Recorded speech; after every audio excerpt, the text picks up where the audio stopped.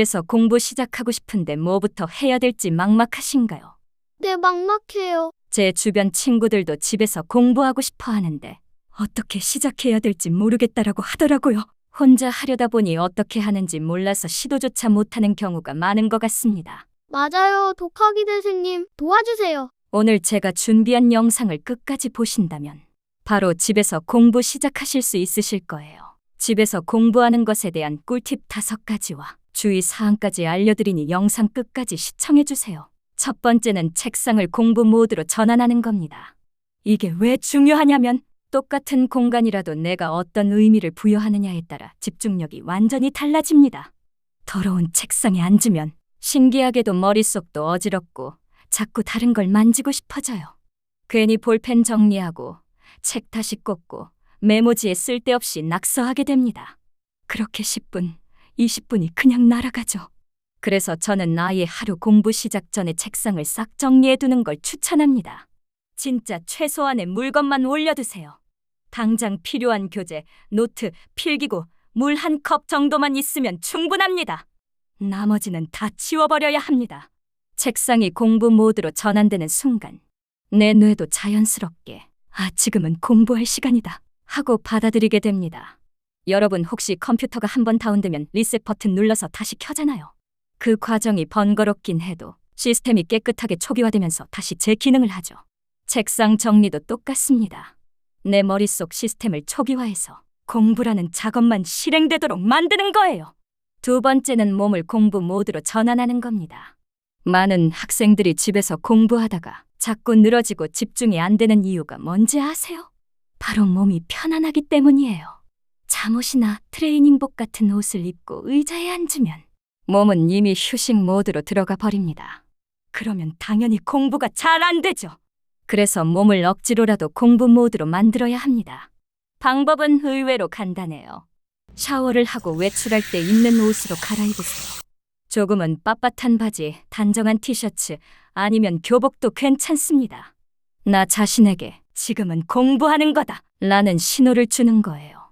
뭔가 적당한 불편함이 있어야 긴장감이 생기고 의자에서 엉덩이를 덜떼게 되더라고요. 몸을 억지로라도 공부 모드로 전환해주지 않으면 금방 침대에 눕거나 핸드폰에 손이 가버리니까 꼭 실천해보세요. 세 번째는 환경을 공부 모드로 전환하는 겁니다. 혼자 있는 집은 너무 조용하거나 혹은 가족들 때문에 시끄러울 때도 있죠. 이런 환경에서는 집중하기가 쉽지 않습니다. 그래서 요즘은 캠스터디, 줌스터디, 유튜브 생중계 같은 걸 활용하는 학생들이 많습니다. 저도 구름이 캠스터디를 활용해봤고요. 여러분도 한번 경험해보세요. 화면 속에서 다른 사람들이 묵묵히 공부하는 모습이 보이면 나도 해야지라는 마음이 절로 듭니다. 혼자 있더라도 마치 독서실에 앉아 있는 것 같은 착각이 생겨요. 백색 소음이나 카페 소음 같은 것도 괜찮습니다. 집안의 잡음 대신 공부하기 좋은 소리를 틀어놓으면 몰입하기가 훨씬 수월해집니다. 결국 중요한 건 환경을 그냥 내버려 두지 않고 적극적으로 공부 모드로 바꿔주는 거예요. 네 번째는 마음가짐을 공부 모드로 전환하는 겁니다. 마음가짐이 왜 중요하냐면 의지가 약해지는 순간 사람은 반드시 쉬운 길로 빠지게 되어 있습니다. 스마트폰, 게임, 유튜브 같은 것들이 다 그 쉬운 길이죠. 그래서 마음가짐을 단단하게 잡아주기 위해서는 보상이 필요합니다.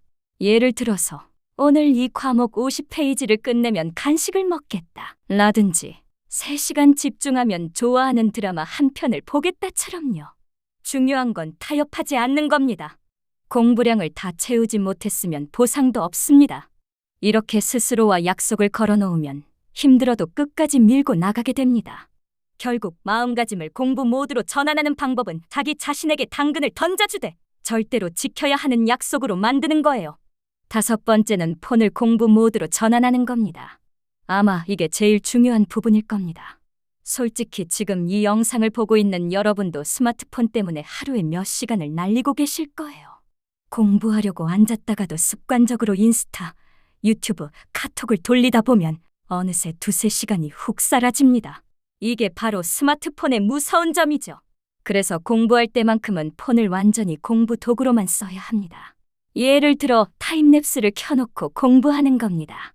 내가 공부하는 모습을 촬영하면 괜히 누가 볼 수 있다는 의식 때문에 딴짓을 못하게 돼요. 나중에 결과물을 돌려보는 재미도 쏠쏠합니다.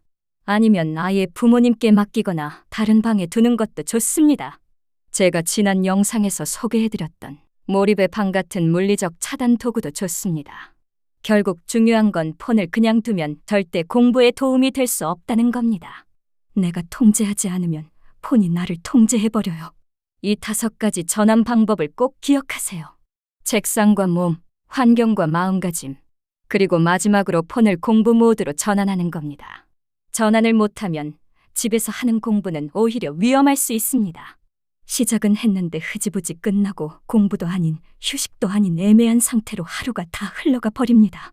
그러면 자책감이 쌓이고 불안은 커지고 결국 공부 습관은 무너집니다.